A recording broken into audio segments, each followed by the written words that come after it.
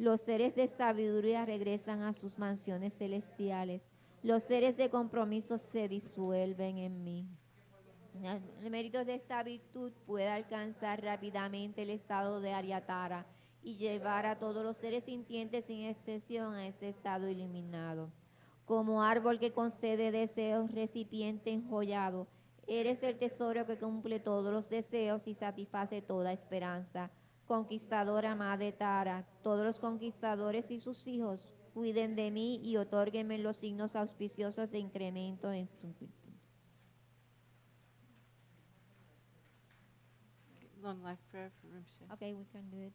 Okay, vamos a hacer entonces la oración de larga vida de Yansi Rinpoche y recordando siempre a otros maestros que enseñan el Dharma a través del mundo.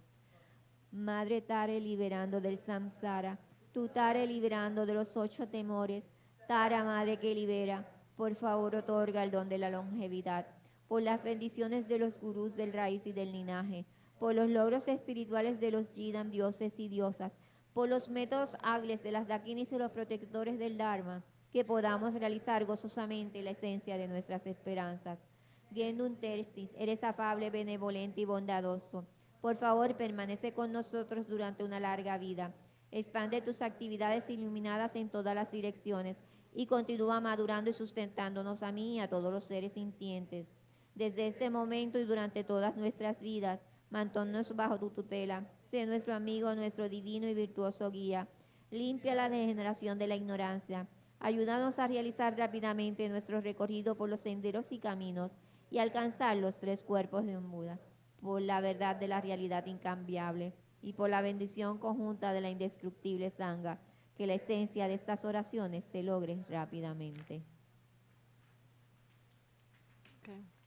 Thank you for your patience. I know it might be hard for some of you to do this, but it's a good thing to do. So it's 4 o'clock. I'm perfect. So we'll have a break for half an hour, and we'll come back at 4:30 to do the meditations on the nature of mind and answer questions after that. Okay?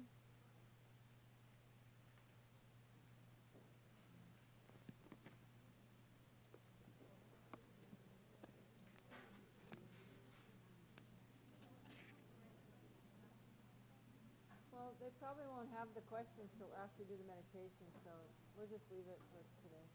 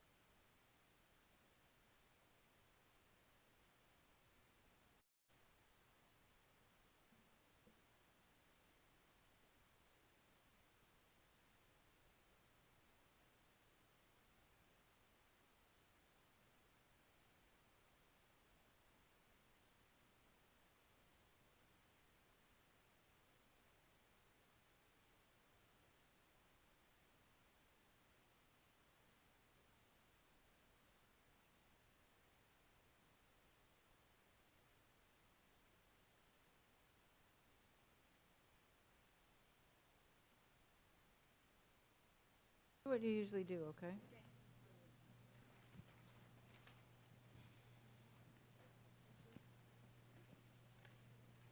Vamos a las oraciones antes y después y vamos a hacer lo que usualmente hacemos.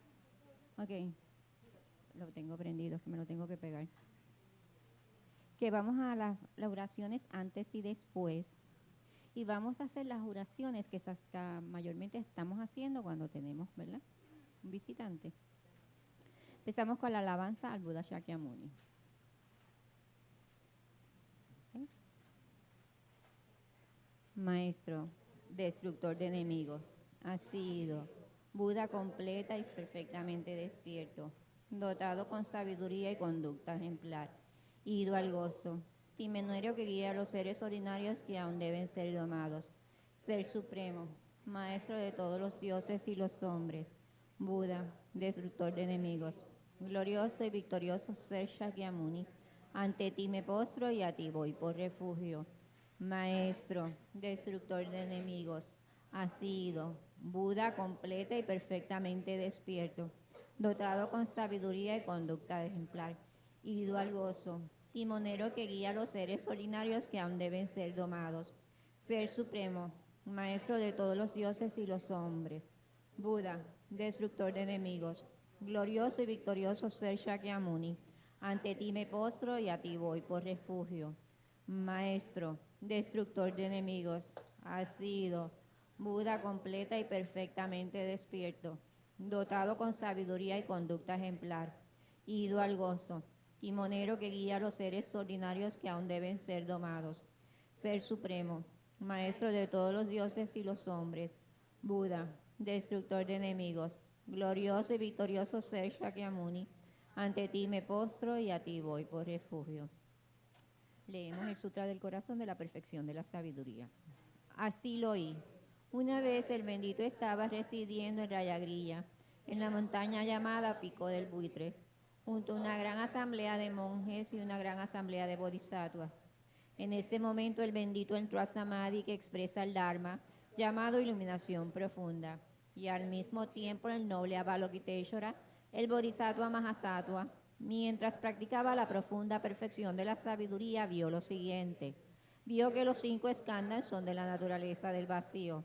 Entonces, por el poder del Buda, el venerable Shariputra le preguntó al noble Avalokiteshvara, el bodhisattva Mahasattva, ¿cómo debe entrenar un hijo o una hija de familia noble que quiere practicar la profunda perfección de la sabiduría?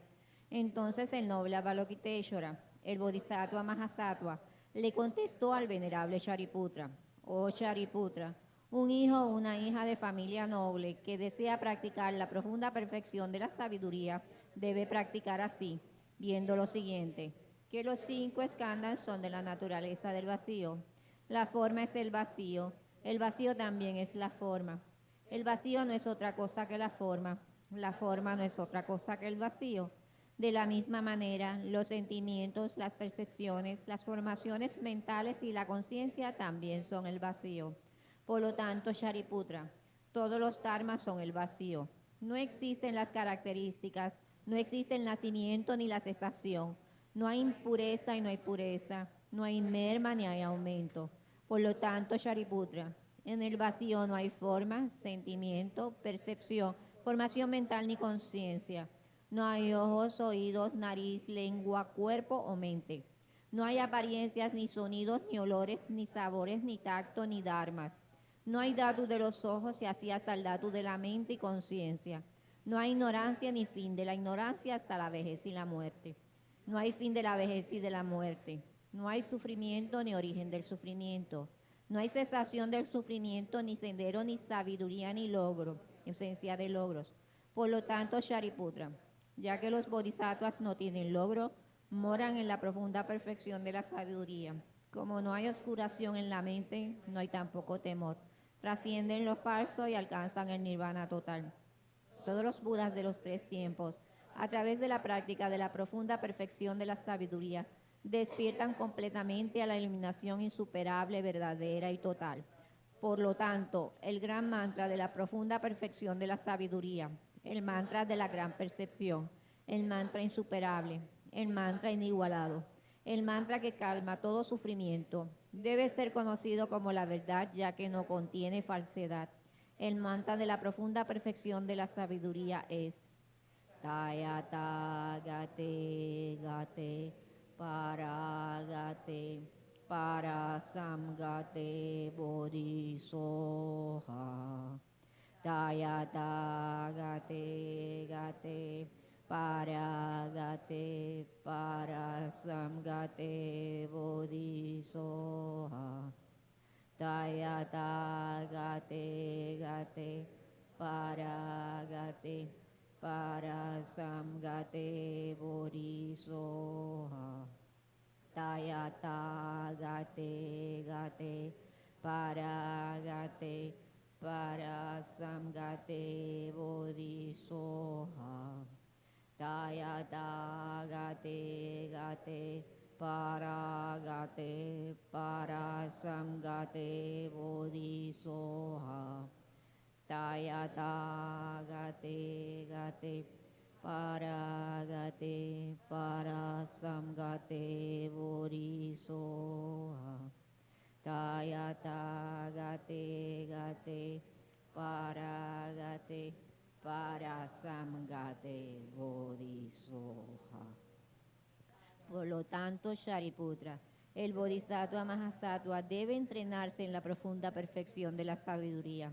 Entonces el bendito salió del Samadhi y elogió al noble Avalokiteshvara, el Bodhisattva Mahasattva, diciendo: bien dicho, así es, oh hijo de noble familia, así es.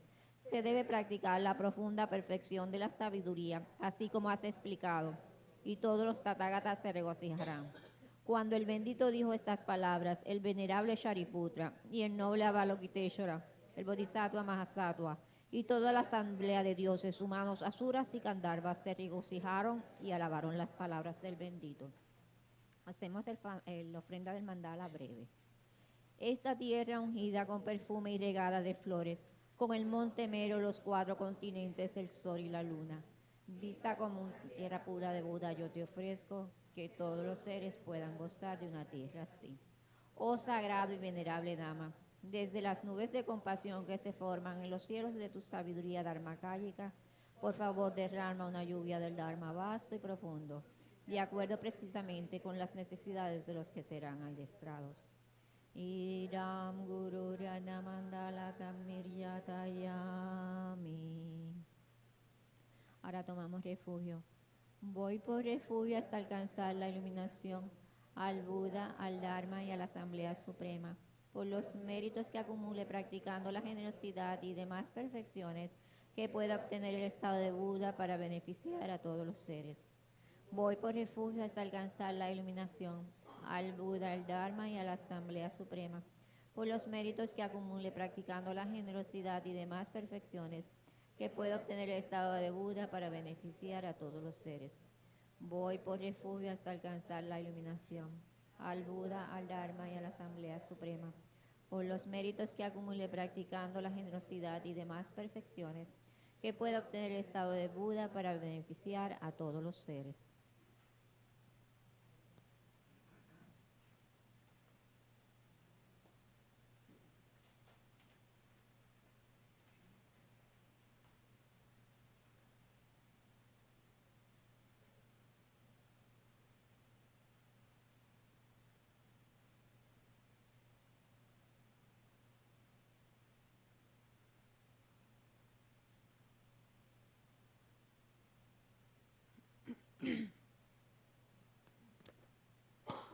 Okay, this works. Could we? Are you a little cold? I feel a little cold. Maybe we could, maybe not make the air conditioner so cold. Yeah. We don't need to get sick. Okay. Okay. Well, now we're going to change gears completely, and today I didn't want to do a lot of talking. I just wanted to do some more practice. So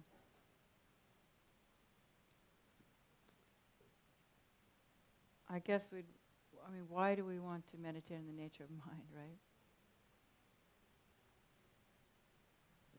First of all, we have to understand that there is the relative nature of mind and the ultimate nature of mind. And I think a lot of you here have already, is problem? Can't hear it? Some problem? No? Yeah. Yeah.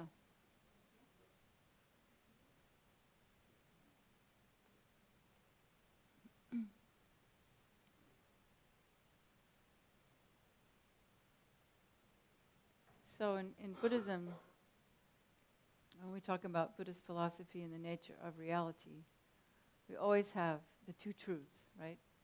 We all know, most of us have studied the two truths, which means that everything has an ultimate reality and a relative reality. And I don't want to get into too much, but the relative reality, some people make the mistake thinking that what we see is actual conventional reality. But what we experience isn't even conventional reality. What we experience, Jeffrey Hopkins calls truth for a jerk. Truth for a jerk. Because what we see doesn't really exist at all. What we see is things appearing to exist outside, right? Existing from their own side. We've heard all that before. And so even when we look at the mind, you know, when we get to come to the conventional nature of mind, it appears to exist from its own side. But it's important to even to experience that before we can experience the empty nature of mind. And so what is the relative nature of mind? And that is what the Dalai Lama and all the Buddhas say, is basically that the thoughts appear within the context of the relative nature of mind.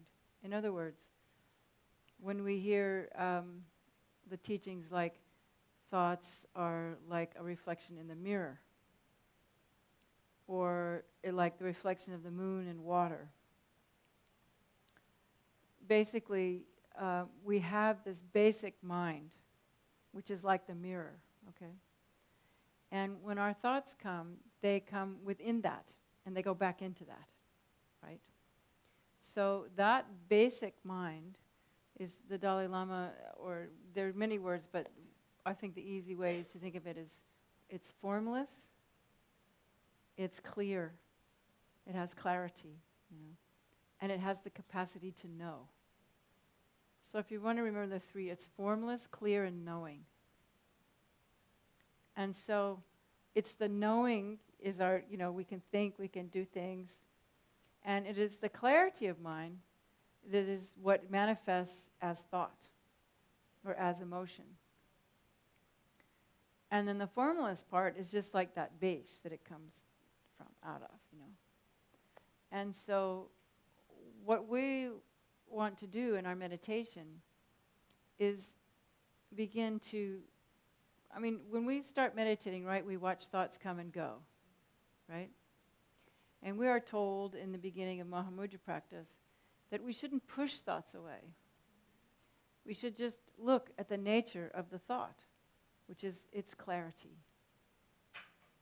right? And then what happens is when you advance, in the beginning you just think, there's no space between the thoughts, right? But a lot of teachers say that eventually you see the gap between, there's a space, there's a time when the thoughts come and they go back down, and there's a little bit of space where there's no thought. Okay, that's the relative nature of mind, when there is no thought happening.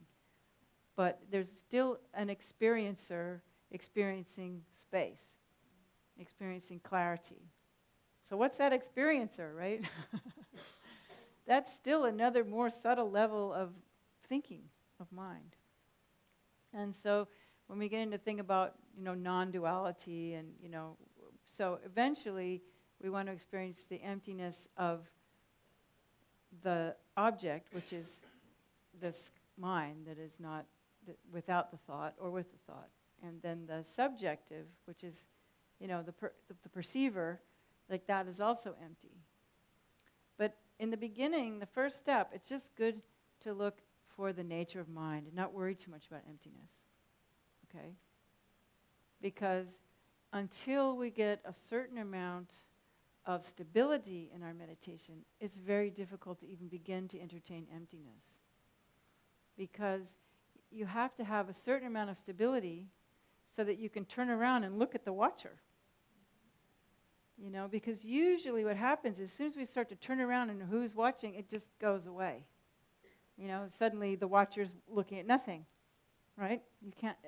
And so over time, if you just do the simple breathing meditation, or even if you're doing deity yoga and reciting a mantra, you gain more stability in that, in just what they call just resting in the clarity of your mind.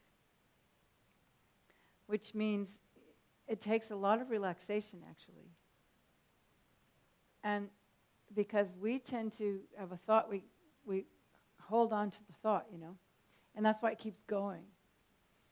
And so that's why these metaphors of looking like mind is like the waves on the water, or thoughts are like the waves on the water, and the thoughts are what's moving, and it's the bare nature of the mind that is the water, Or the idea, I really like the mirror one, My mind is the mirror, and the thoughts are just the reflections in the mirror. Because then it helps you to understand that, what's going through your mind is not you, and it's not your mind. It's just a reflection that's coming from your sense perceptions, your sight, sound, smell, taste, touch, mind. You hear something, you smell something, you see something, you think something. And that those things are in actual fact just mere reflections. They are empty, but they're coming in out of something. What are they coming out of? They're coming out of the relative nature of your mind. And so it's very good to get just a handle on that before you try to think about the emptiness of it, So that's what I thought we would actually just do a little bit. So, and now that we've, said the Heart Sutra and then the Tara practice, because I'll just say a little bit more. In Buddhism, even though we're as complicated as it seems, it's actually pretty simple. And mainly what you need to attain enlightenment, besides a lot of, faith, and there's 3 types of faith, but the, clear faith that you have to know where you're going. You have to study to have that clear faith of what it is that you're doing. But there has to be also a certain amount of believing faith, believing that, knowing that if I do this, I'm going to get there. And I think for me, what helps me is the fact that we have realized beings alive today, which is what should inspire us to gain realizations. Because really, if I didn't know people like Nyingje Rinpoche and Kirti Sensei Rinpoche and the Dalai Lama, I wouldn't have faith in it. I wouldn't be able to believe in it because there's no, they're like living proof, They're like, okay, you cook the cake and it tastes good, It works. And they basically are saying that, okay, look, they don't say this, but we can see, I'm the example. Not me, but they are the example of someone who's followed the path, maybe a few lifetimes, and they have experienced the result. And so it's because we have these living masters alive today, which is why I think Buddhism is so special, because we do have living masters alive today who will inspire us to want to become like them. Because they've realized that not only the relative nature of their mind, but the true nature of their mind, the emptiness of their own mind. And so it does take a certain amount of faith. But whenever, I'm a person who has doubts, And so especially when you're doing these hard things and trying to get through a retreat and, what am I doing this for? But if I think about my teachers, then I can continue to go along because I think, I've seen it with my own eyes. There is a result, So that's really important to help us persevere. And that's why you guys are fortunate. This little place in Puerto Rico, these guys come here. So you must be doing something right, You must have created some causes in your past lives. So why was I talking about faith? Oh, because I was saying Buddhism is not so difficult. Because really, we just need to, have the refuge, the faith, and then we have to purify the obstacles, take off the obscurations to seeing our Buddha nature, But then we have to create the cause to experience our Buddha nature, which is what we call making merit, accumulation. So we have to purify and accumulate, and then we have to make requests, because unless you can dedicate where you're going, you can have a great boat, but if you don't have a navigator and you can't say, I'm steering this course to there, what's the point of having a boat? So you want to get somewhere. And so when you're purifying, you're accumulating, and you make requests. And so you can make little baby step requests, like I'm requesting to do retreat next summer, or something like that, or I'm requesting to take teachings from the Dalai Lama next year. But you always have the big requests, which is, and there's this thing called the 3 great requests that we often do after a mandala offering. So we make requests to purify all the obstacles and to gain all the realizations. Excuse me. Purify all the wrong views. Because really it's our wrong views, that our misinterpretation of reality, that gives us trouble. If we really could see every experience as waves on the water, or, reflections in the mirror, life would be a breeze. It's just another reflection in the mirror, no big deal. But we believe that reflection to be real, and that's why we get into trouble. So we purify the wrong views, gain the realizations, and then we make requests to have no obstacles, And there's always going to be obstacles. So really what we need to do is know how to transform obstacles, or at least endure them till they're over with, And so this meditation on just looking at your mind it's actually, some Buddhist practitioners, that's all they do, is just sit and look at their breath and look at the nature of mind. But we have all these Vajrayana teachings and all these, mantras and deities, and sometimes you wonder, what's that all about if all I really want to do is just look at the nature of my mind? Why can't I just, be a Theravadan and look at my breath, and what's wrong with that, Because ultimately that is kind of what we do. But the reason is because, at least this is what we're told, that these Vajrayana practices create a lot of merit and purify a lot of obstacles. And so it's a fast way. And my experience in the retreats I've done, we hear all these amazing, things about having, single point of concentration on the deity and doing the advanced tumo and completion stage. And, so you go to do these long retreats. But really, my experience is that you do these Vajrayana retreats, but really the result is your Lamrim practice gets more strong. Because you've created a lot of merit by saying those mantras, so that then the things like death and impermanence and perfect human rebirth become more powerful for you. Because it's one thing to study them, but it's another one to really feel it in your heart, And so I'm just sharing with you my experiences, that these Vajrayana practices do make a lot of merit, even as difficult as they are, but just the fact that we're attempting to do them is as best we can. Even Lama Tsongkhapa says, say you've got a big complicated deity with 34 arms and 16 legs and da-da-da-da, and he just says, well, if you can just see the color blue, good enough. So, the Lamas, it's just the main thing is, actually this is what I'm supposed to talk another night, so I'll stop, but the main thing is just you have faith and believe that it's happening, and it'll happen.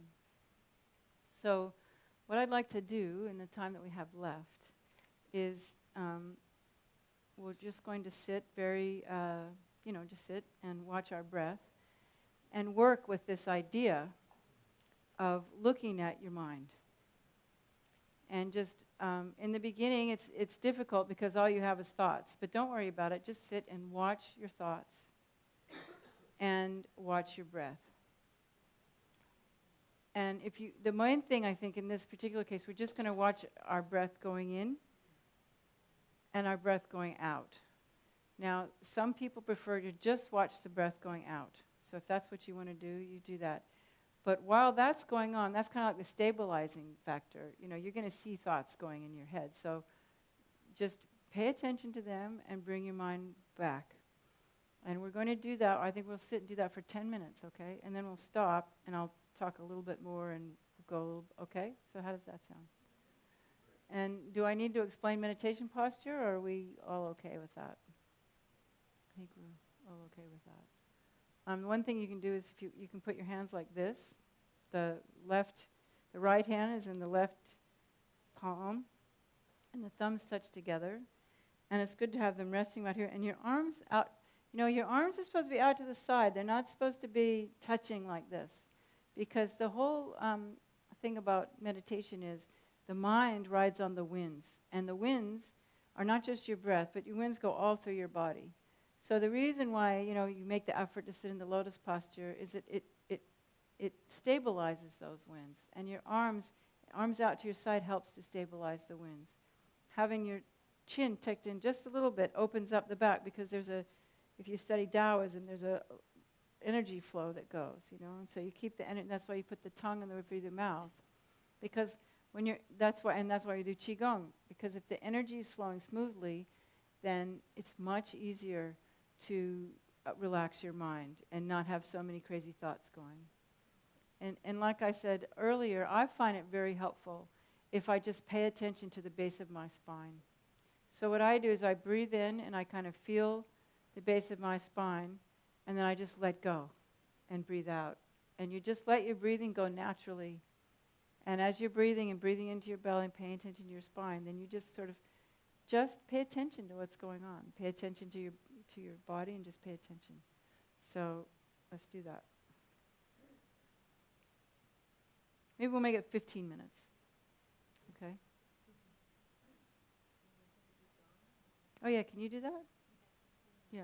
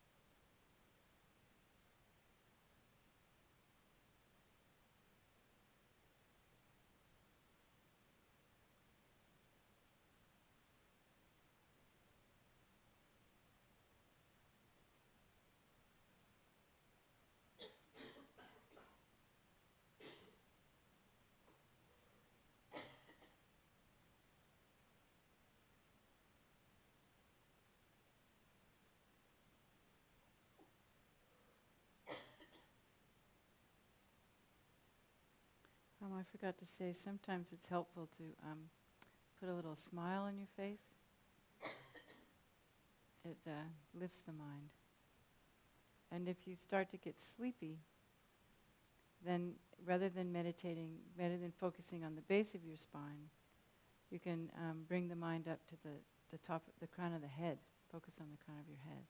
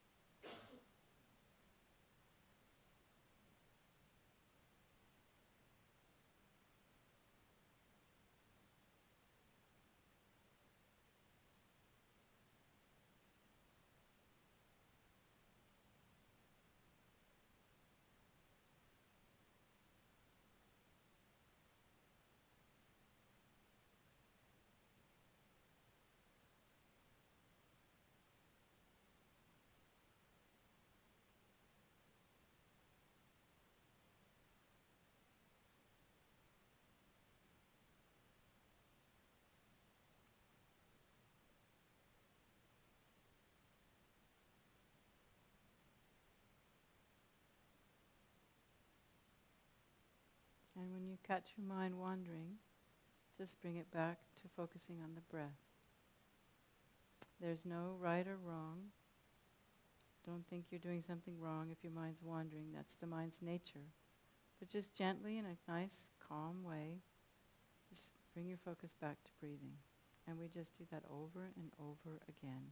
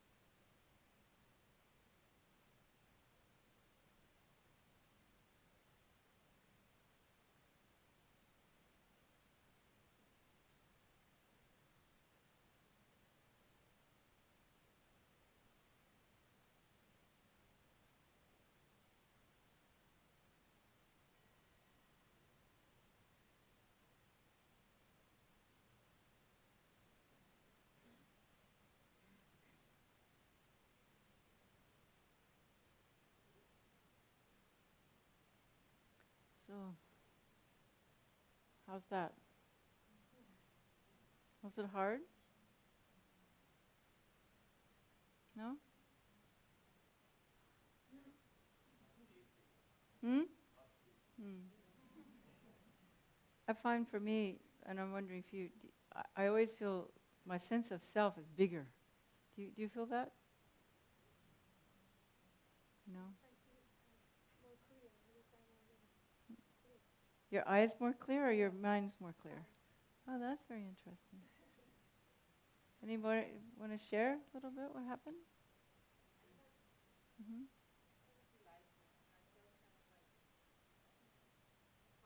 Relax? Oh, that's good. Mm-hmm.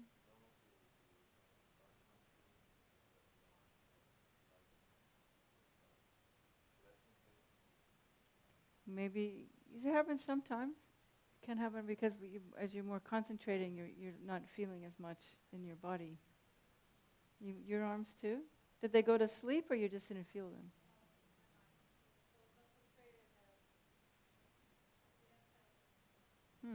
That's interesting. That's a good sign, actually.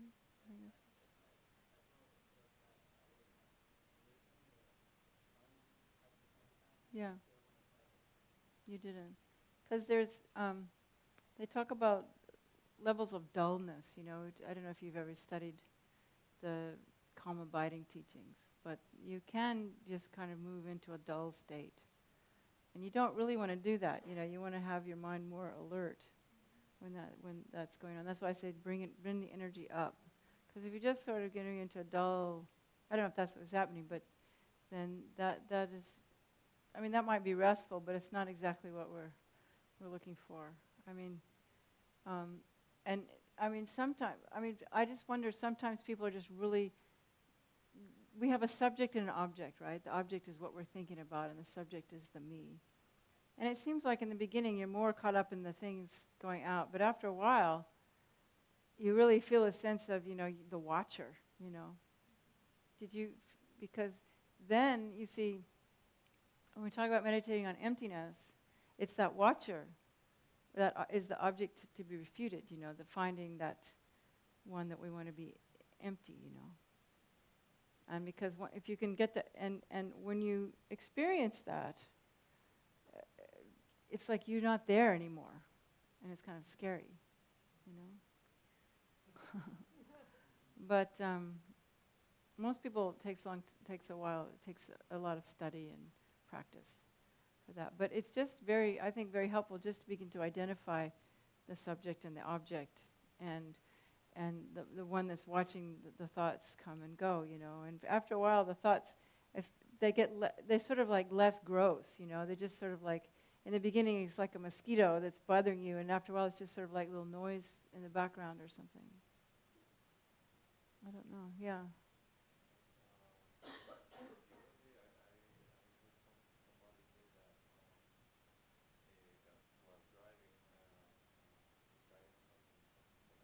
Mm-hmm.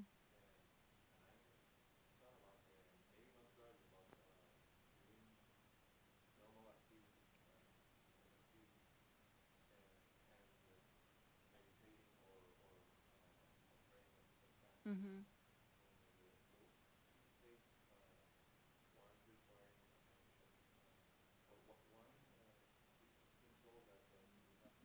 Right, excuse me. Can you all? Maybe he needs the. Yeah. Not all. Just give him the microphone. I think it's better. Yeah. Yeah.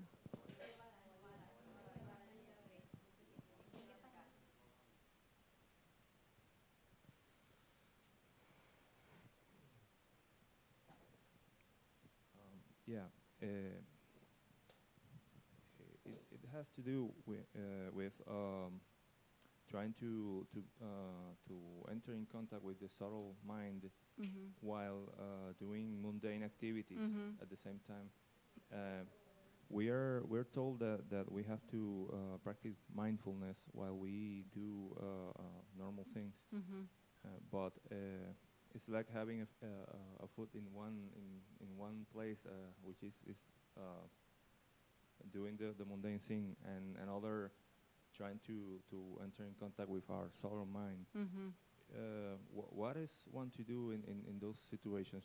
Should we try to expand to be able to work in those two at the same time, or should one separate between in contact with our soul or mind and Okay, I'm going to give you my answer. I don't know if it's the right answer, but what I would say to that is when we're doing mindfulness in daily activity, we don't want to be withdrawing in the subtle mind. Our mindfulness in daily activity is being present in what we're doing in the here and now. So it's not like we're trying to, I mean, if you're reciting mantras and it's kind of taking you away from, we don't want to be in two worlds.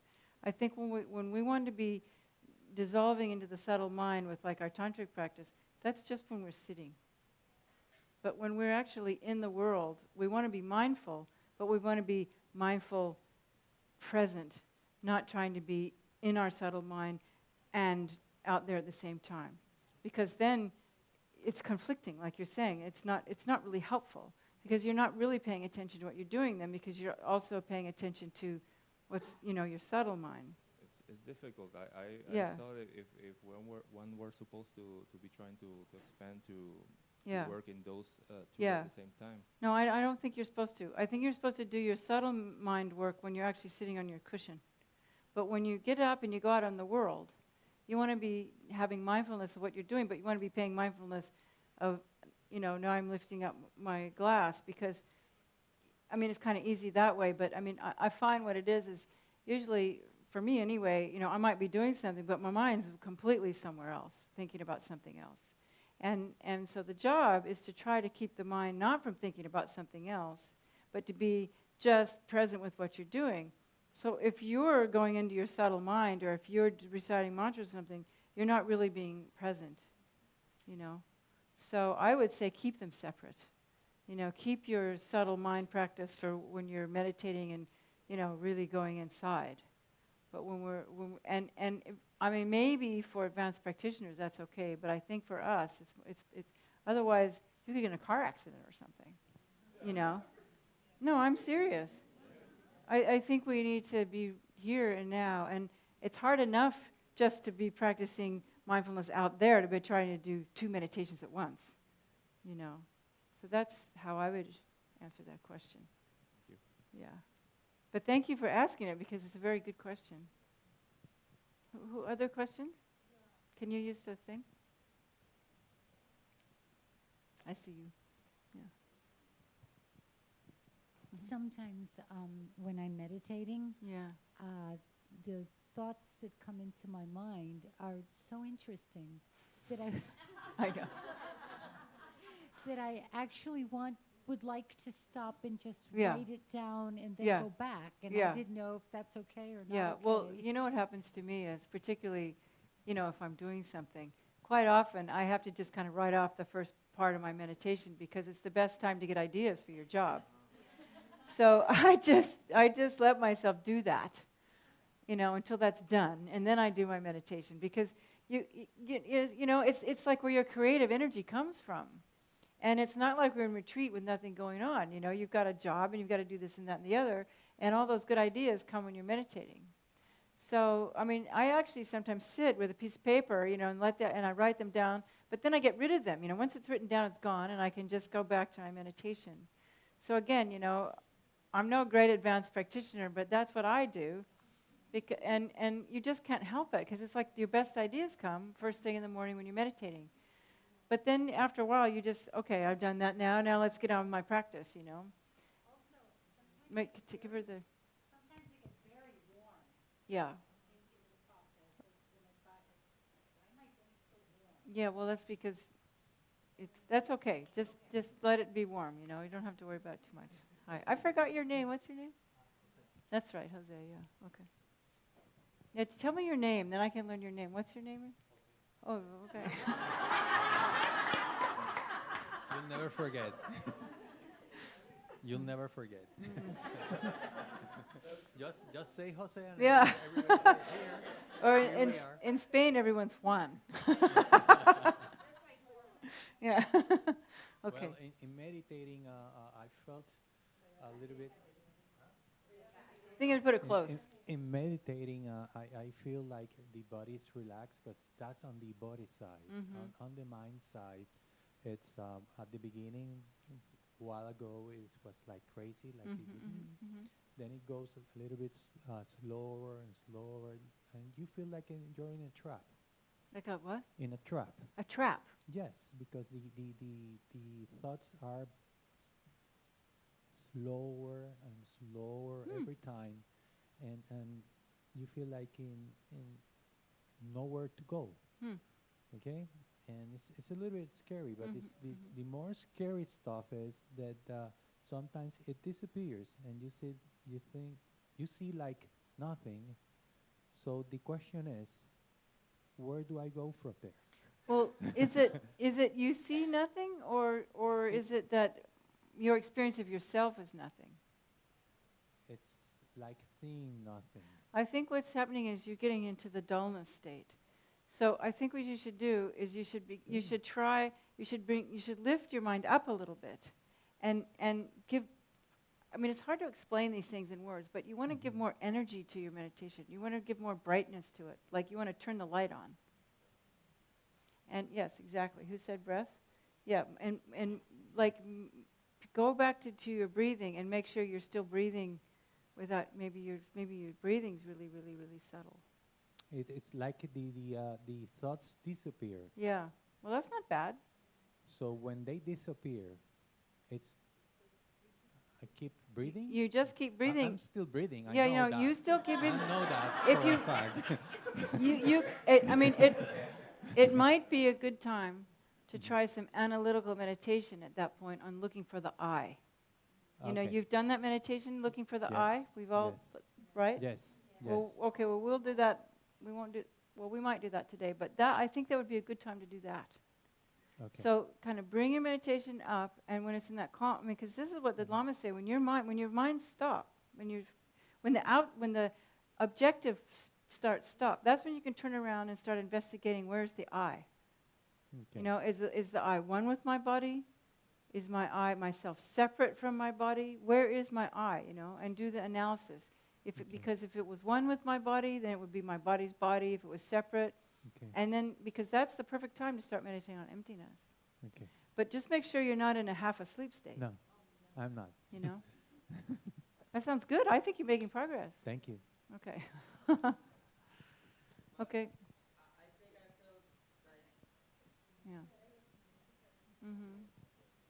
I think I felt what he said. Yeah. Your name? Oh, my name is Miguel. Miguel. No, Hola. my dad is Jose. Okay, but I think I felt just what he said. That's what I was trying to say. But when you're at that, when you feel like you don't want to get in that dull mode, you said, but you should pay attention to your breathing, because I felt like my breathing was like, it was small, you know. You know, it was really short. Yeah. There's this thing they talk about in meditation called clarity. And in the beginning, it's kind of hard to get what it means. But it means brightness, you know. It means, it doesn't even mean brightness. It means, it's hard to explain, but it's like putting things into focus. It's a little bit like, not that it's actually it's not that it's like the vision is out of focus, but it's like your awareness is a little bit out of focus. So you want to, it's hard to explain it, but it just want to brighten it up. And then that's a good time to do, like I was telling Jose, some analysis, a little bit of analysis. You know, and I'll share these with you now. You might want to write them down. But these are metaphors that were given by the great Mahasiddha Sarha, you know, who lived probably 2,000 years ago. But they're my favorite metaphors for working with their mind in meditation to get just the right, for lack of a better word, like color and brightness. If you're a photographer, you know, and you were back in the old days when we had dark rooms, you know, and you were trying to get the color just right and the intensity just right and the brightness just right and the focus just right. Your meditation is like that. They're all the, you know, within even though it's untangible, but still within your mind you can do these things. You can get the brightness right, the focus right, So these metaphors are for doing that, and I really like them. I was going to do it while we were meditating. Well, first I'll give them to you, and then we'll see how many more questions we have, and we'll see what happens. But the first one is called The Sun Unobscured by Clouds. So that is for the brightness.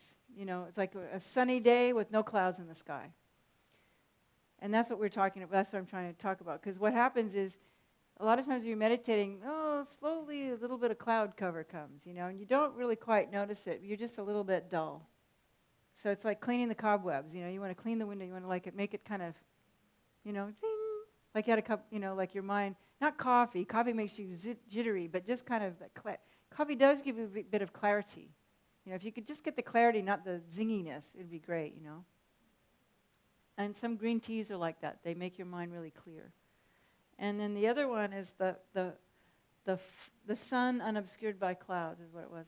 The second one is called the flight of the Garuda bird. It could be any bird, but it's the flight of the bird. But the Garuda bird, the reason they use that is because that bird was supposed to just like flap its wings and then fly. They don't like flap, flap, flap, flap, flap.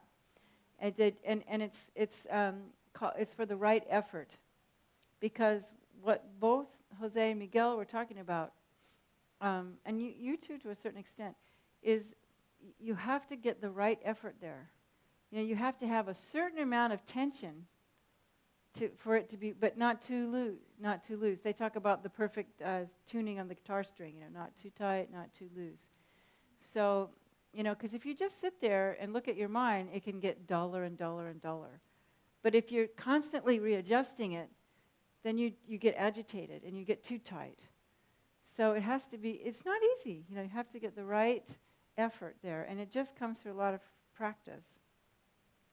And the next one I like too. They're all very nice. The ocean when there's no waves on the ocean. So this is the stillness of the ocean without waves. And I think that's what Jose was talking about. He was getting to the point where he can have the stillness of the ocean without the waves. So what do you do there? You brighten it up and start looking for the eye, And then after you can't find the eye, that's when you can do the alternating between analytical and stabilizing meditation. So once you've brightened it up, then you stabilize again on your object of meditation, whether you're looking at the mind, watching your breath, looking for the eye. There are many objects you can have. But these metaphors apply to anything because it's dealing with what the subjective mind is working on, not what you're seeing, Huh? Yeah, well, wait, I'll finish, then we'll go back. So then, can you remember it? Yeah. Okay. And then this one applies more to visualization and tantric practice, because if you're looking at your breath, there's nothing to see. But the third one is called A Child Looking at a Temple Murals. And if you've ever been to Tibet, inside the temples, they're just deities everywhere. And when a child looks at it, it doesn't discriminate. It just, sees, Because what we tend to do, particularly in our tantric practice, we can get into the details too much. And we can start stressing to see it. And our minds get very tight, and we get what we call lung, So the idea is, just relax, You just see what you see. You just feel what you feel. You don't try to analyze too much. It has to be a more spacious, kind of thing. Like, when people are first beginning to drive, they're like, you got to do this, and it's really hard, but after a while you can just cruise down the road. Because we get like that when meditating. We get way into, trying to make it too perfect. Don't worry about it being perfect. Just worry about not getting too dull or too agitated, but try not to, the thing you're focusing on, don't focus too much. Just let it be. So then the fourth one says the bird leaving no trail as it flies. So that's the one that, I didn't get your name, Linda. So Linda and I like to follow the bird instead of letting it leave no trail. We want to go with the bird wherever it's going, And maybe you can allow yourself to do that a little bit when a great idea comes, Because for me, if I don't write it down, by the time I finish meditating, I've completely lost it, And part of that's a function of age, but But so that's important. You know, if the thought comes, look at just it's the waves on the water and bring your mind back to the breath. You know. And then this one I really like too, and it goes back to the effort again. They say the best cotton thread, because best cotton thread, cotton, because back then, you know, they used to hand spin all the cotton. It was all hand spun, and so a hand spun cotton had to be very strong, but it couldn't be hard. But it has to be soft because you want your cloth to be soft. So you want it to be strong, but soft. So that's kind of the way we want to deal with our mind. You know, we want to be okay, but not too hard. We have to be very easy with ourselves, right? Don't you love those? I just think they're really, really beautiful. And then there's one more that doesn't come from Sarha, but you hear all the time, is that the idea of in the old days when they had ships, and they would always have a crow on the ship, the crow's nest, you know, because if the crow didn't come back, there would be land, but generally the crow would come back. So it's sort of like, don't worry. If you're off planning your day, you know, the crow will eventually come back. You know, so the main thing is just not get too uptight about it all, you know. I mean, you're just doing the best you can, and you just want to be aware. And that's why the mindfulness and the break time is important, because when you do a retreat, the break time is actually is more important than the session time, because what I find, if you work really hard in your session time, when your break time comes, you can't do anything. You're just like, bleh, you know? And then you have no mindfulness at all. You just, I mean, I get like that a lot, because these sadhanas are just so long and hard, you know. It's better to start with a short one. So that in the break time, you can maintain some kind of mindfulness. You're not too exhausted. So it's really important not to get exhausted. You know, I mean, Lama Yeshe used to tell people that if you go to work all day and you come home, you've got all this list of commitments and stuff, he used to say it's better to just lie down on the couch and meditate on bodhicitta, you know, than to do all this na-na-na-na-na-na-na, and you get all, you know. So I don't know how that works with keeping our commitments, but that's what he said. You know, it's actually better to just keep the experience and the feeling of an open heart and mindfulness alive throughout the day as best as you can. Because, like I said before, we're creating habits. We want to make new habits. And so that's why in the break time, and when we're out in the world, try to keep it going, you know. Try to bring the mind back. Try to notice when you're daydreaming. Try to notice when you're driving. Am I paying attention to my driving, or where am I going? You know, when I'm at the grocery store, am I buying groceries or am I planning dinner? You know, when I'm cooking dinner, am I cooking dinner or am I thinking about tomorrow? You know, it's hard to do. And especially in this day and age, we have to multitask everything. Oh, hi, I remember you. You know, we have to multitask and do all these things. So it's sort of like the modern world and the life of meditation, they're really not very conducive, you know. But anyway, so what was your question? And what's your name again? Javier. Oh, yeah, I remember. Now I'm beginning to remember. Yeah. Yeah. I have this, sometimes I experience like I lost like the sense of vision, like everything turns like blurred or white, of the things doesn't, I stop seeing the shapes. When you're meditating or when you're not meditating? When I'm meditating. Yeah. And I want to ask, should I stay there or should I try to get focused I think again? you should take a break. It happens quickly. It does? Yeah. Everything turns like everything white.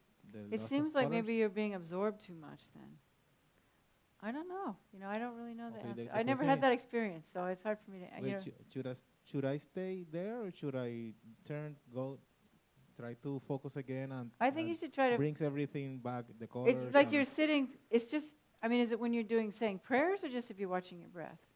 No, in meditation. In shamatha. Yeah. Like everything turns like white. Yeah. And I can see only the shape, but I don't see the colors.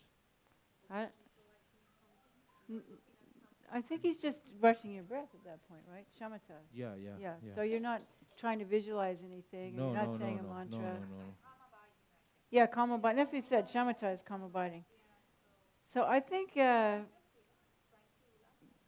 Yeah, but I don't know. Maybe you're absorbing already. I really don't know, I'm sorry, Me but neither. I think the thing to do is just try experimenting, like I said, making the clarity, like breathing more or trying to be more, because it sounds to me like what's happening is it's a form of dullness.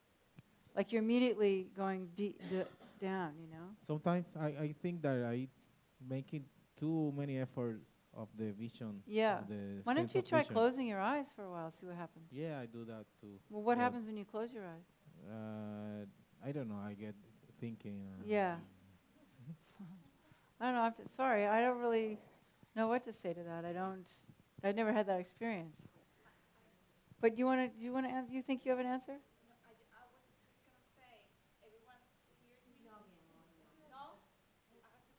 Yeah. Veronica can't hear you. Hmm? Yeah.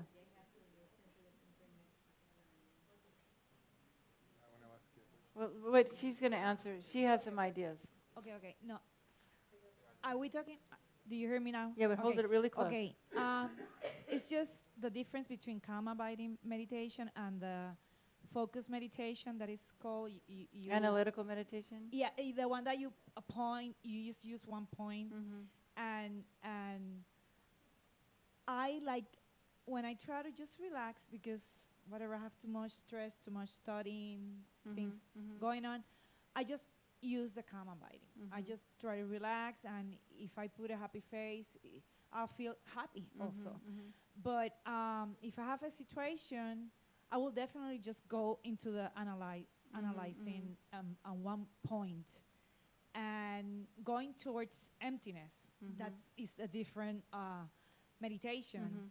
I just wanted to ask you if when we think about space, like, we have been told that you can think about space, an ample space. I wanted you to, besides looking for clarity, light, white color, yellow color, I just wanted to, I don't know if you're going to teach in the following instructions that you're going to give in the next week about either Mahamudra or emptiness meditation. If we're too short for that, could you bear in mind this question about Mahamudra, the difference between Mahamudra meditation and emptiness? There's no difference. There's no difference? Okay, and can you talk later maybe about what to think or what to look if you're to meditate in emptiness? Yeah, well, we've been talking about it, but I thought you were going to talk to, maybe I'm just concerned about his vision blurring. So maybe you need to do some analysis at that point, and that might bring you out of that. I don't know. Yeah. Yeah. Maybe you're looking too much. I don't know. I'll think about it. Anyway, sorry. Hi. And you are? Jose again. Oh, No, no.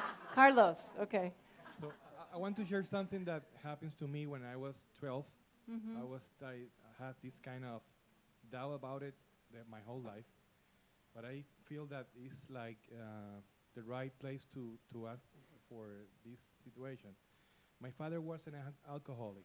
Yeah. I was 12 years ago. I was 12 years old. And the suffering was very huge. It is.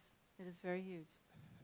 That night, I take off my clothes, go to the bathroom, put a towel. I was 12 years old. And I sit in that position. I close my eyes because I just want to escape from that like prison because it was very tough. When I close my eyes, I feel some kind of ball of fire that is going up, up, and it was a kind of grateful feeling like there's nothing more in life. But I begin to scare, and I do like, it was a split of a second. Yeah. What was that? I think what happened was, I had something like that happen to me, actually, when I was 14. And I can't say for sure, because I don't have clairvoyance, But what I would say is that you have very strong past life imprints of meditation. And and because you were experiencing such like, I'm suffering, I want to get out. It's such suffering. Yes, that karma ripened for you to have a beginning of a profound meditation experience. But because you were only 12 and you didn't know what was going on, it terrified you and you pulled out of it. That happened to me too. And it took me years to figure out that's what I think happened. And so that's probably why you're here now, because you have a karma to be here. And that wasn't a bad thing. It was just too advanced for you at the moment. But it sounds like it's some kind of, the winds were entering the central channel. Advanced today. Yeah. Yeah. Is that okay? Is that a good Nyingje, Yeah. we have 2 questions. Yeah, and I have Did you have something? Alberto's questions too. Okay. Yeah. One of them is, can you explain one more time the details of the visualization of receiving the nectar and rays from Buddha? Yeah, that's a good one. Everyone needs to know that. Okay, when you take refuge, well, we're gonna do this in detail this weekend, aren't we? Doing Okay. refuge. What did you? Yeah, when we do refuge, we're going to do that in great detail. So whoever that is, come when we do refuge. Because Okay, it's perfect. already 6 o'clock. So Okay, and another one was, my mother has been abusive to me, and I don't want to visualize her next to me. It disturbs my meditation. What can I do? oh gosh, that's so sad. Everybody has that. So many people have that. So many people have that. And we could talk a whole hour on that. So maybe we should do that too. But basically, anyway, you don't have to have your mother there now. But it's really important to do a lot of loving kindness meditation for yourself. Oh, you're still with her? Oh, God. Yeah, it is really tough.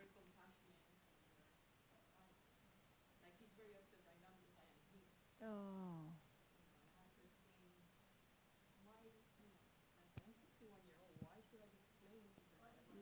Yeah. She lives with you. She has to live with you? No, I'm an only. Can you listen to me? Yeah. I am an only child, so I have to deal with her. Yeah.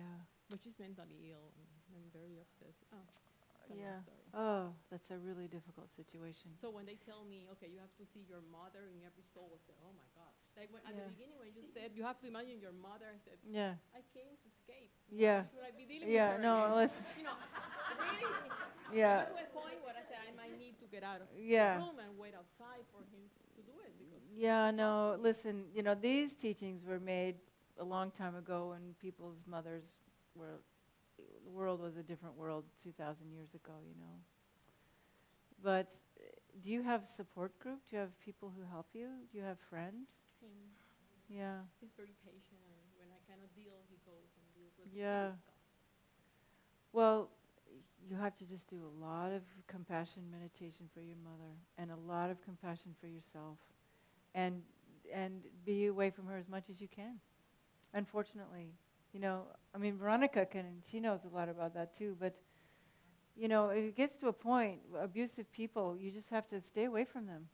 But if it's your mother, you can't, So you have to just be patient, and it's tough, and you can use as many, we could go into this but there are a lot of different things you can do. Do you know the practice of Tonlen? We'll come back again because we're supposed to finish, but maybe have it as private appointment. Why don't you set up to have a private appointment with me? Yeah, and we can have a private appointment because there's lots of things you can do. You can do Tonlen and patience and things, but it still doesn't make it go away.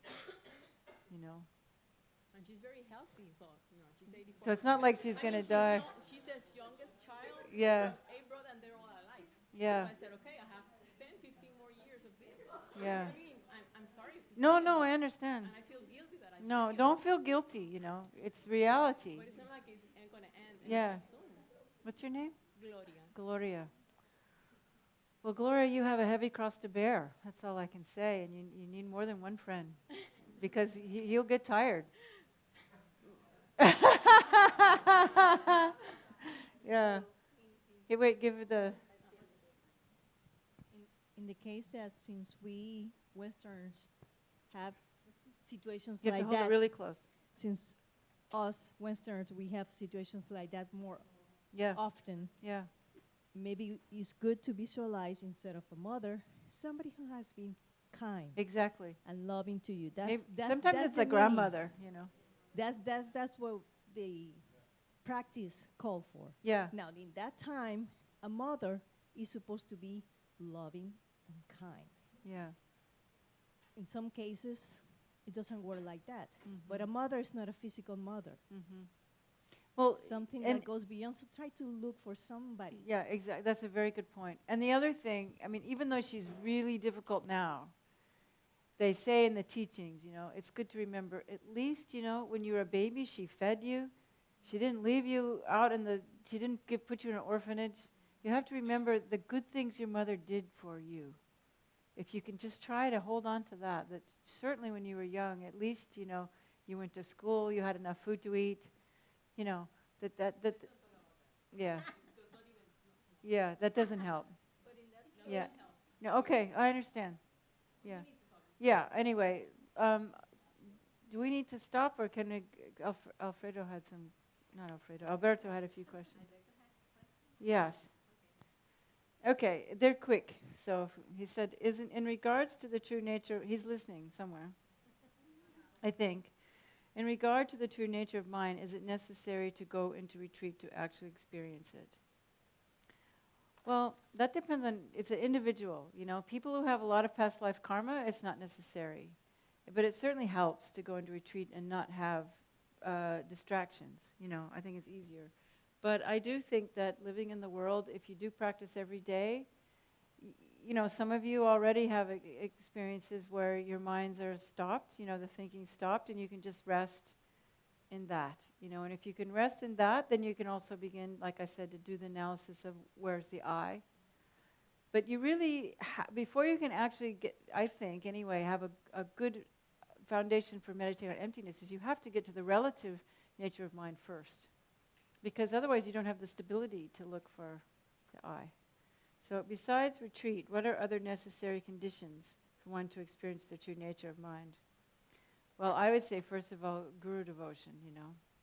Really powerful guru devotion, because the more devotion you have, the faster the pace. Guru devotion and the time to meditate. And if you can purify and accumulate, like do things like the nundros, then the more nundro you can do, the more guru devotion you have, then the easier these things come, you know. And then there's once one has had a glimpse of mind's true nature, what needs to be done so that the experience is not lost, is sustained and kept stable? Well, you have to continue to practice. You have to have pure morality. You know, because if you're always doing strange things, or if you're in, then if you're in a situation like she's in, you know, it's very, very difficult. So you need to put yourself in the right environment, so people aren't harming you and you aren't harming others. Because when you're in a difficult situation like that, it's so hard to calm the mind. You're just constantly distracted and full of anger and hatred, and sometimes you just have to withdraw yourself from those situations, you know. I don't know. So then the last one is, given that we're talking about an experience as beyond concepts, how does one know that one has had an actual experience of the true nature of mind? It could be confused with some other mental state. What would it feel like or look like? Well, I don't think it's that hard to get to the relative nature of mind, but if you're talking about the true nature of mind, which is emptiness, I think you have to really be under the guidance of a qualified master. You know, that you can check with them. Someone who can read your own mind. And I had an experience with Kirti Sencha Rinpoche one time when I was in my last, you all know Kirti Sencha Rinpoche. And he was so kind when I was doing this great Yamantaka retreat. I don't know if it was coincidence or what, but he came every year to Vajrapani Institute, so I would leave my retreat and go to teachings. And it was about the third year, and I'm like God, I'm sitting here all day long meditating on emptiness. Do I have the right view? Am I just wasting my time? What am I doing? And you're never supposed to, and it was the last year he was there, and he wasn't taking any interviews, so I couldn't go to ask him. And I was just like dying, what am I going to do? And I didn't want to speak out because you don't want to ask things like that. And I wasn't talking to anyone because I was in retreat. But I just, had to know, did I have the right one, And I was sitting there, and I raised my hand, I finally raised my hand, it was like last day, and he just looked at me and he answered my question. I didn't have to ask anything. He just knew exactly what I wanted to ask. And he just said, he said, getting the right view is a very gradual process. He said, first, you've heard this before, first you get the generic image. And what I wanted to know was my generic image the right one?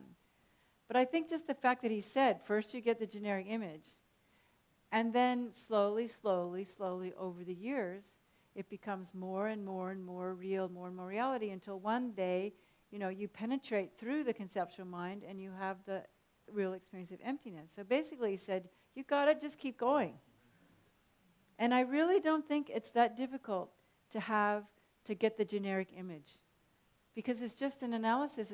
You're all studying Madhyamika, if you can get the right view intellectually. It's just to transform that from the generic image, from the intellectual image, the conceptual, into the non-conceptual. And that just takes hours and hours of meditation and making merit. One day it just because you can see it gets strong. It's like the concept, the I. It's not like some people say there's instant enlightenment. But you can notice over the years, am I more flexible? When somebody yells at me, when somebody's angry at me, do I get as upset as I used to? If I see something that I really want, can I back away from that? That means that it's working. It's not going to happen overnight. But over the years, if you look and you see, are your delusions a little bit less? Do I have more control? Am I able to just like, oh, that's just that one, it's just a wave on the water, dear, Now some of the big ones, like your mother dies or your husband leaves you, those are going to be bigger ones. But the littler ones, you can kind of, oh, there's that piece of candy. Do I really want that candy? It's like, no. And it's really easy to let go. And that's how you know that you do have the right view. Because if you can learn to let go of my needs, my me, my I, that's what it's all about. But when you go me, my I, and it's not such a big deal, it's not this big stick in the, like it, I, But if it's I, oh right, that's the thing that's what doesn't exist. If you keep, that's the thing, you have to do this all day long, when something comes along, when something comes up that you don't like, oh, there's that thing that doesn't truly exist. And even though it's, you might not have the real experience of the fact, you're constantly telling yourself and try to like put space there. We can put space there instead of the I, And that's where the sitting meditation, just looking at the nature of mind comes, because you can remember, all right, this experience is just the wave on the water. Now what's the water? This is just the reflection in the mirror. I'm going to identify with the mirror right now instead of the reflection in the mirror. And slowly, slowly over time, it gets, and that's what the Dalai Lama says, just look back over the years. Are you more flexible? Is your behavior, are you more kind? Are you able to think of others? All that depends on meditating on emptiness. You can't, renunciation, bodhicitta, right view, they're like three sides of the same thing. They all work together, you can't really have renunciation until you have emptiness, because you can't let go without emptiness. You can't begin to cherish others more than yourself until the self isn't so huge anymore. So I think we think emptiness is harder than it is, because we expect to get it right away. But we're not going to get it, but we can get little baby steps. And so then we should just be happy with that, So it's with that, let's dedicate, right? And save your questions, I'll be back, and we'll just, And, even if we're doing something on refuge, you can ask a question about anything. And I'll just do the best I can. Okay? So let's do the dedication now. Que por los méritos de esta virtud pueda alcanzar rápidamente el estado de un Guru Buda y pueda llevar este estado a todo ser sin excepción.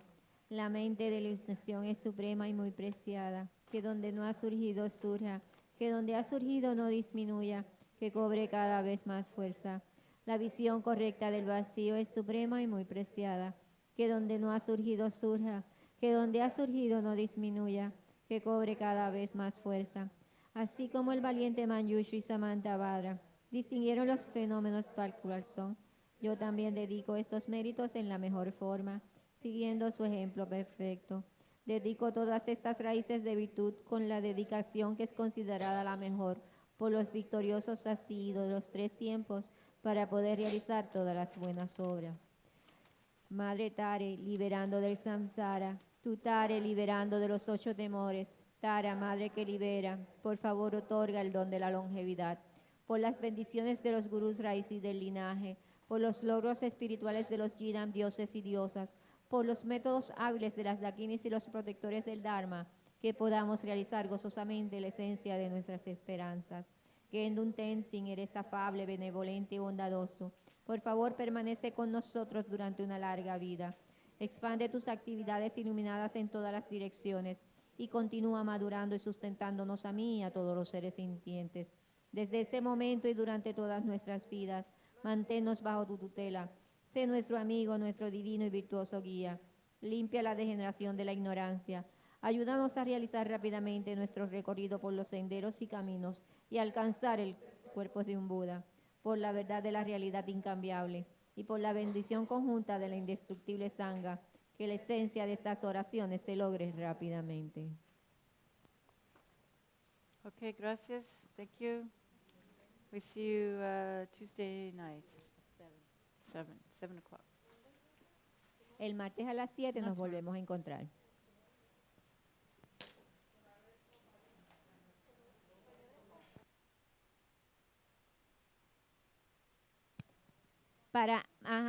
Vamos a aclarar algo. El martes vamos a tener la enseñanza, pero es para las personas que tengan alguna iniciación tántrica, ya sea Avalokiteshvara, Tara, cualquiera. ¿Ok? Pero tiene que estar iniciado en una de las deidades tántricas. ¿Ok?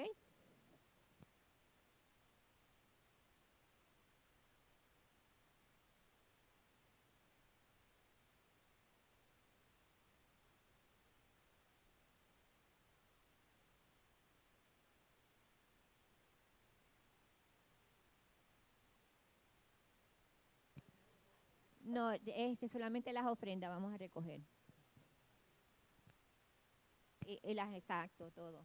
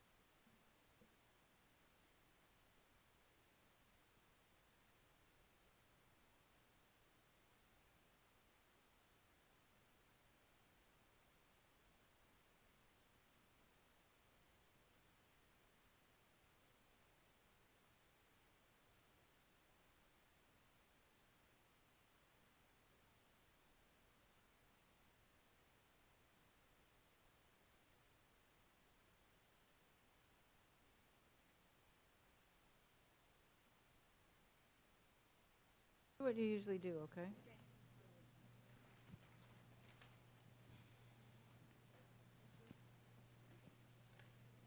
So, vamos a las oraciones antes y después. Y vamos a hacer lo que usualmente hacemos. Ok. Lo tengo prendido, que me lo tengo que pegar. Que vamos a las oraciones antes y después. Y vamos a hacer las oraciones que mayormente estamos haciendo cuando tenemos, ¿verdad?, un visitante. Empezamos con la alabanza al Buda Shakyamuni. ¿Okay? Maestro, destructor de enemigos, has sido Buda completa y perfectamente despierto, dotado con sabiduría y conducta ejemplar, ido al gozo, timenuero que guía a los seres ordinarios que aún deben ser domados, Ser supremo, maestro de todos los dioses y los hombres, Buda, destructor de enemigos, glorioso y victorioso Ser Shakyamuni, ante ti me postro y a ti voy por refugio.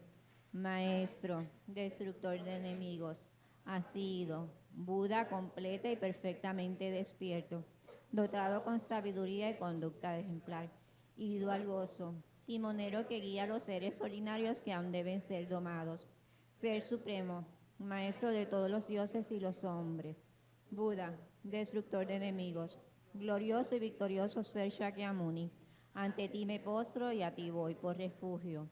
Maestro, destructor de enemigos, has sido Buda completa y perfectamente despierto, dotado con sabiduría y conducta ejemplar, ido al gozo, timonero que guía a los seres ordinarios que aún deben ser domados, Ser supremo, maestro de todos los dioses y los hombres, Buda, destructor de enemigos, glorioso y victorioso Ser Shakyamuni, ante ti me postro y a ti voy por refugio.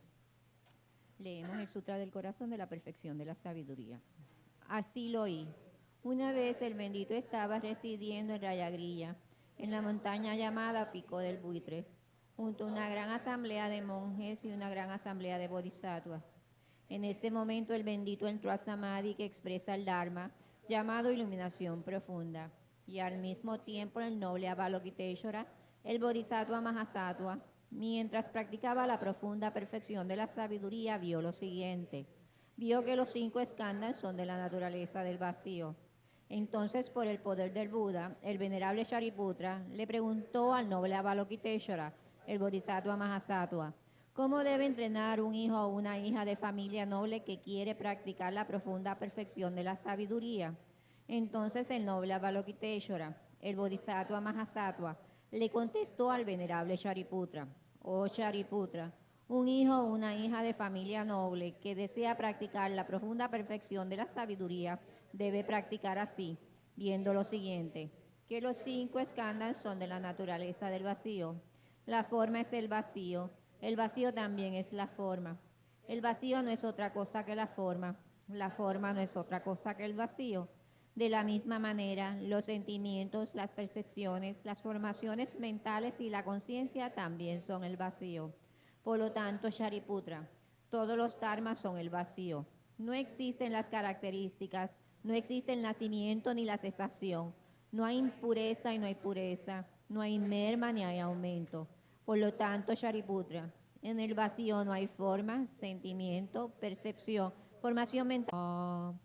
Los seres de sabiduría regresan a sus mansiones celestiales. Los seres de compromiso se disuelven en mí. El mérito de esta virtud puede alcanzar rápidamente el estado de Aryatara y llevar a todos los seres sintientes sin excepción a ese estado iluminado. Como árbol que concede deseos, recipiente enjollado, eres el tesoro que cumple todos los deseos y satisface toda esperanza. Conquistadora Madre Tara, todos los conquistadores y sus hijos, cuiden de mí y otórguenme los signos auspiciosos de incremento en su virtud. Long life prayer for Rinpoche. Okay, we can do it. Okay, vamos a hacer entonces la oración de larga vida de Yansi Rinpoche y recordando siempre a otros maestros que enseñan el Dharma a través del mundo. Madre Tare liberando del samsara, tu Tare liberando de los 8 temores, Tara Madre que libera, por favor otorga el don de la longevidad, por las bendiciones de los gurús del raíz y del linaje, por los logros espirituales de los Yidan, dioses y diosas, por los métodos hábiles de las Dakinis y los protectores del Dharma, que podamos realizar gozosamente la esencia de nuestras esperanzas. Gendun Tersis, eres afable, benevolente y bondadoso. Por favor, permanece con nosotros durante una larga vida. Expande tus actividades iluminadas en todas las direcciones y continúa madurando y sustentándonos a mí y a todos los seres sintientes.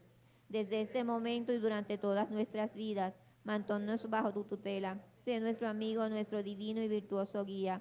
Limpia la degeneración de la ignorancia. Ayúdanos a realizar rápidamente nuestro recorrido por los senderos y caminos y alcanzar los 3 cuerpos de un Buda, por la verdad de la realidad incambiable y por la bendición conjunta de la indestructible Sangha, que la esencia de estas oraciones se logre rápidamente. Okay. Thank you for your patience. I know it might be hard for some of you to do this, but it's a good thing to do. So it's 4 o'clock. I'm perfect for, so we'll have a break for half an hour, and we'll come back at 4:30 to do the meditations on the nature of mind and answer questions after that. Okay?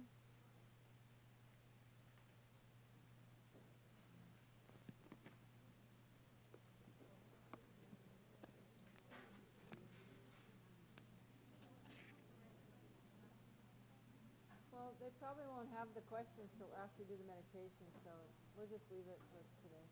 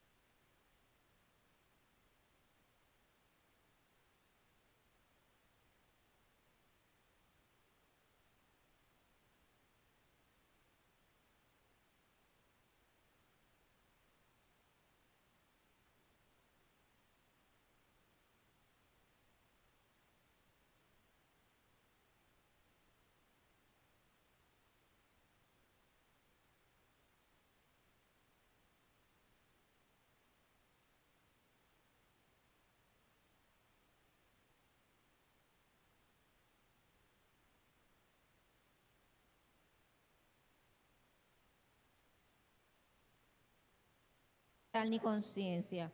No hay ojos, oídos, nariz, lengua, cuerpo o mente. No hay apariencias, ni sonidos, ni olores, ni sabores, ni tacto, ni dharmas. No hay datos de los ojos y así hasta el dato de la mente y conciencia. No hay ignorancia ni fin de la ignorancia hasta la vejez y la muerte. No hay fin de la vejez y de la muerte. No hay sufrimiento ni origen del sufrimiento. No hay cesación del sufrimiento, ni sendero, ni sabiduría, ni logro, esencia de logros. Por lo tanto, Shariputra, ya que los bodhisattvas no tienen logro, moran en la profunda perfección de la sabiduría. Como no hay oscuración en la mente, no hay tampoco temor. Trascienden lo falso y alcanzan el nirvana total. Todos los budas de los 3 tiempos, a través de la práctica de la profunda perfección de la sabiduría, despiertan completamente a la iluminación insuperable, verdadera y total. Por lo tanto, el gran mantra de la profunda perfección de la sabiduría, el mantra de la gran percepción, el mantra insuperable, el mantra inigualado, el mantra que calma todo sufrimiento, debe ser conocido como la verdad ya que no contiene falsedad. El mantra de la profunda perfección de la sabiduría es Tayata Gate Gate Paragate Parasamgate Bodhisoha. Tayata Gate Gate Paragate Parasamgate Bodhisoha. Tayata Gate Gate Paragate Parasamgate Bodhisoha. Tayata Gate Gate Paragate Parasamgate Bodhisoha.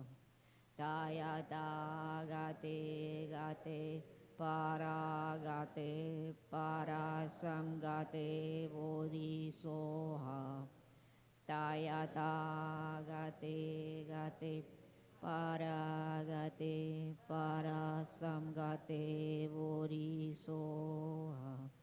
Tayata